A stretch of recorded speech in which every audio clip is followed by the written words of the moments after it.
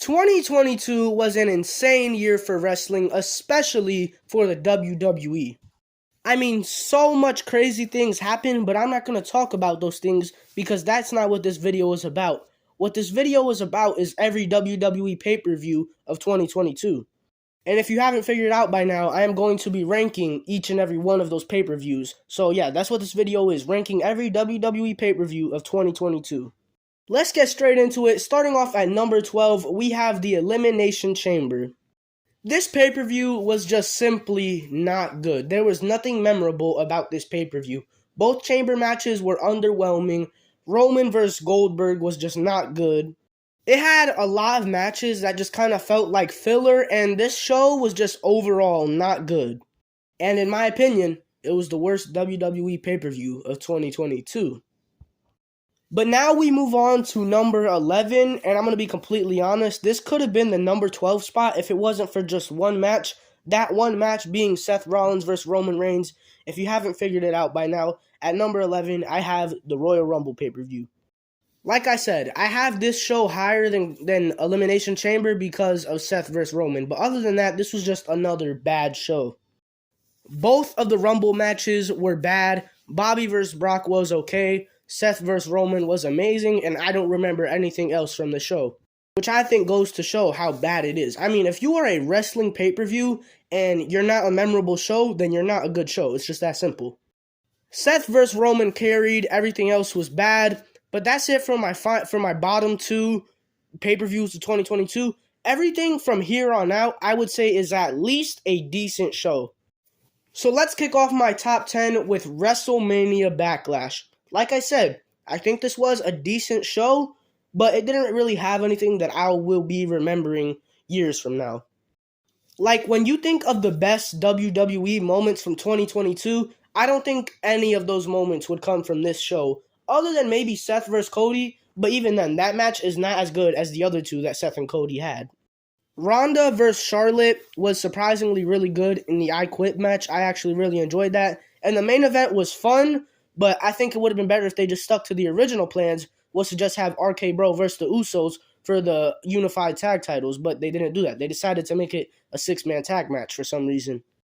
And that's all I could say for this pay-per-view. Like I said, decent show, had some good matches, but it only had one championship match. And that's like actually really bad for a pay-per-view to have one championship match, especially since it was the pay-per-view after WrestleMania. Like I said, I liked it for what it was, but I won't be remembering this maybe even a year from now. So let's move on to my number 9 spot where I have Money in the Bank. I'm going to be completely honest, this pay-per-view was kind of mid. Both of the Money in the Bank ladder matches were just okay. Liv Morgan winning the briefcase and then later cashing it in on Ronda in the same show was a pretty cool moment, but it didn't lead to anything crazy. The other matches on the show were just kind of there. They didn't really do anything great. I don't remember them that much. But I'll tell you one thing I do remember, and that is the Street Profits versus the Usos for the tag championships. And that is honestly what is carrying this pay-per-view. I'll talk about this match later in my top 10 matches of 2022 because, spoiler alert, this is on that list. This match was just simply phenomenal. It stole the show, it carried the show, and it's what made this show at least somewhat memorable for me. But unfortunately, the rest of the stuff on this pay-per-view was just alright. Austin Theory winning the Money in the Bank briefcase wasn't bad, but the way they executed it was bad. He didn't even qualify for the match, but they still just put him in there just because. I still enjoyed this pay-per-view for the most part, but let's move on to number 8 where I have Day 1. And by the way, from now on, I'd say every pay-per-view on this list is a good pay-per-view. The past two I just mentioned were decent. From here on out, these pay-per-views are good.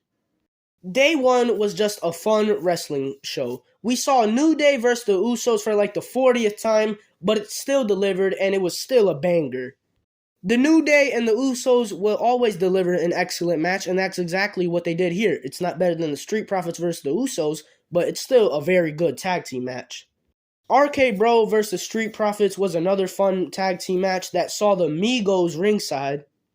Edge vs. The Miz was cool. It had a great moment when Beth Phoenix came out at the end. Liv Morgan versus Becky Lynch for the Raw Women's Championship. I actually really enjoyed that match. I thought that was actually a really good match. And then that main event. The main event of this show was originally supposed to be Brock versus Roman for the Universal Championship. Roman got COVID. So then Brock was inserted into the Fatal 4-Way match for the WWE Championship to make it a Fatal 5-Way. Seth Rollins versus Bobby Lashley versus Big E versus Kevin Owens versus Brock Lesnar for the WWE Championship. Let me tell you, that match was short. I think it was less than like 10 minutes, but it was so fun to watch. There was never a dull moment in that main event. Kevin Owens and Seth Rollins working together was great. Bobby Lashley looked like a beast. Then Big E showed that it was his time to prove why he is the WWE champion and that he was doing really good in the match until Brock Lesnar came in the ring. Brock Lesnar everybody, F5 suplexes, everything, bullied everybody, and he won the WWE championship. Sure, that definitely wasn't the best result. Big E definitely deserved a longer run, or literally anybody in that match could have won the championship. I don't feel like Brock needed to win that match, but it's obvious they were trying to set up Brock versus Roman at WrestleMania. Nonetheless, this show was just a super fun watch, and it's very underrated, and I feel like that's just because it was the first pay-per-view of the year, and there's been so much time from now and then that people just kind of forget about it. But no, this is a hidden gem. Day one was a good, fun pay-per-view, and it's crazy that it's only at number 8, which I think goes to show how good of a year this has been for WWE. Number 7, Extreme Rules. WWE actually put together an Extreme Rules pay-per-view where every match had a somewhat extreme stipulation. Thank you, Triple H. This was just a good, solid, all-around wrestling show. The first match of the night, the good old Donnybrook match between Imperium and the Brawling Brutes, was a barn burner. That match was just fantastic. It was super fun. I loved it. Then we got kind of the dull moments of the show with Liv Morgan versus Ronda Rousey and Drew McIntyre versus Karrion Kross. These two matches just weren't it. Liv versus Ronda tried to be good, which I can respect. The Extreme Rules stipulation definitely helped it out a lot. But then Drew McIntyre vs. Karrion Kross was just flat out boring. The stipulation of the strap match definitely did not help it out whatsoever. And yeah, this match was just honestly very boring. But then the show started to pick itself up again because we got Bianca vs. Bayley for the Raw Women's Championship in the ladder match. That was a very fun match. Edge vs. Finn Balor in an I Quit match, which was obviously good. It's Edge vs. Finn Balor, but also the storytelling in this one was elite. And then Seth Rollins vs. Riddle in the Fight Pit for the main event, obviously good. It's Seth Rollins and Riddle, but none of these are the biggest thing of the show because what carries this show, the highlight of this show, was Bray Wyatt making his long-awaited return. The White Rabbit storyline buildup was amazing, and the conclusion was so satisfying. Seeing Bray Wyatt walk out those doors, oh my gosh, it was just so amazing. I'd say that was the best return of 2022 because of the way it was executed. It was just flawless. Yes, Cody had a great return. He obviously wrestled more than Bray Wyatt. He wrestled like a good 4, 5, 6, I don't know however many matches, but he actually wrestled. But Bray Wyatt's actual return when he came back was just special. This pay-per-view had the best WWE return of 2022, and that's what carries it to number 7 for me. But let's move on to number 6, where I have Survivor Series. This was another all-around good wrestling show. The Women's War Games match was great. I loved it. I enjoyed it very much. It was a great introduction to me to the War Games match because I had never seen a War Games match before that. AJ Styles vs. Finn Balor, obviously a great match. But then it had probably one of the worst matches of 2022, Ronda Rousey vs. Shotzi for the SmackDown Women's Championship. That match was just simply hard to watch, hard to be interested in, hard to be engaged within it. It was just an all-around just bad wrestling match. But it's okay because we then got one of my favorite matches of this year when we saw Seth Rollins vs. Bobby Lashley vs. Austin Theory for the United States Championship. That match was just simply amazing. I loved it. Favorite match on the show. In my opinion, it was the match of the night for Survivor Series. But unfortunately, it didn't have the storytelling that the main event did, which the main event was obviously the men's War Games match between the Bloodline and the Brawling Brutes with Kevin Owens and Drew McIntyre. I talked about this match in my Survivor Series reactions video, so if you want to hear me go into detail about this match, go check that video out. But basically, this match, obviously the War Games match was good, the wrestling was good, had a bunch of crazy spots, but the storytelling in this one was some of the best I've ever seen. This match was centered around Sami Zayn and Kevin Owens, and they told the story between those two so good in this match. I just loved it. But yeah, Survivor Series as an overall show was great. Number 5, Hell in a Cell. The reason this show is at number 5 is for 2 reasons. Number 1, the Raw Women's Triple Threat match between Bianca Belair, Becky Lynch, and Asuka. And then obviously the main event between Seth Rollins versus Cody Rhodes in the Hell in a Cell. I don't care about what happened on the rest of the show because those 2 matches alone are enough to carry this pay-per-view to the number 5 spot. Becky versus Bianca versus Asuka for the championship was a great match. I love triple threat matches, so that's why I love this match so much, but it was just a fantastic match. That match was one of the most underrated of 2022. If you haven't watched that match, please go watch it because you will love it. And then obviously the main event between Seth and Cody was more than fantastic, but I'm going to talk about that one in my top 10 matches of 2022. At number 4, we've got Crown Jewel. This show was super fun. I'm going to be completely honest, I don't think there was a bad match on this show. Maybe Bobby versus Brock at the start because that was just extremely underwhelming, but everything else was great. Drew McIntyre versus Karrion Kross in the steel cage was far better than their strap match they had at Extreme Rules. Judgment Day versus OC, fire. Omos versus Braun Strowman, yeah, they might not be able to wrestle, but it was a spectacle seeing 2 giant men slap each other.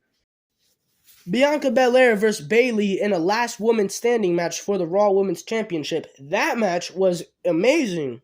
Some people might not like it, but I personally thought that was a great match. And then obviously the main event, Logan versus Roman, we all saw that match. We all know how good that was. Logan Paul put up an all-time performance in his 3rd wrestling match. That was insane. I loved Crown Jewel this year, if you can't tell. I think it was just an overall good show, and then that main event just carried it to the extreme and made it one of the best pay-per-views of 2022. But unfortunately, it's not good enough to be in my top 3. Let's get into my top 3. At the number 3 spot, I have SummerSlam. Everything I've said about Crown Jewel, I can say about this one. Good. Overall show, I enjoyed the whole show, but the main event was just out of this world. Roman Reigns versus Brock Lesnar for the 50th time. Everybody had grown tired of this rivalry. We did not want to see this match again, and nobody was excited for it. But they made it a last man standing match, which I think was a genius move by whoever decided to do that. Because that match was just pure insanity. Literally. They weren't wrestling in this match. They were trying to kill each other. And you know what? That's all I'm going to say about this match because I want to talk about it in a different video. But yeah, this match was phenomenal. Made SummerSlam from a good pay-per-view to a great pay-per-view. One of the best of 2022. But let's move on to my top 2. At number 2, I have Clash at the Castle. The first stadium show in the UK in about 30 years was more than a success. I've never seen a wrestling crowd more energetic than that crowd that was at Cardiff. UK crowds are elite. WWE needs to go to the UK a lot more. This show had Gunther vs. Sheamus, one of the best matches of the year.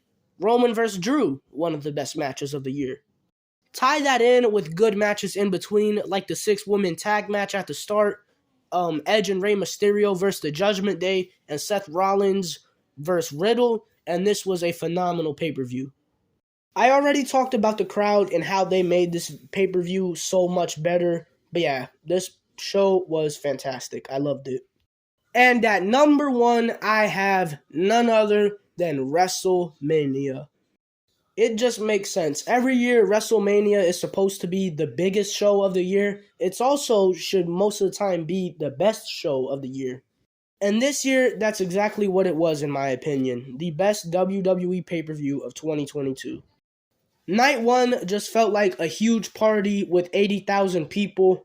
Cody Rhodes made his grand return to the WWE, which was obviously one of the best moments of 2022. The second best WWE return, in my opinion. He went on to have a classic with Seth Rollins. Becky Lynch versus Bianca Belair, one of the best women's matches in history, was obviously amazing. Stone Cold Steve Austin came back and actually stepped inside a wrestling ring. He had a match. He had a match with Kevin Owens, and he actually took bumps. And then night 2, we had some fun action with Johnny Knoxville versus Sami Zayn, which was just hilarious. Austin Theory versus Pat McAfee. And the main event, Brock Lesnar versus Roman Reigns. I honestly didn't think it was too bad. I thought it was alright. But overall, this entire WrestleMania weekend was too good to deny it of the number 1 spot. But yeah, that is my ranking of every WWE pay-per-view premium live event, whatever you want to call it, of 2022. Let me know what y'all think about it. But yeah, that's all I gotta say. Peace.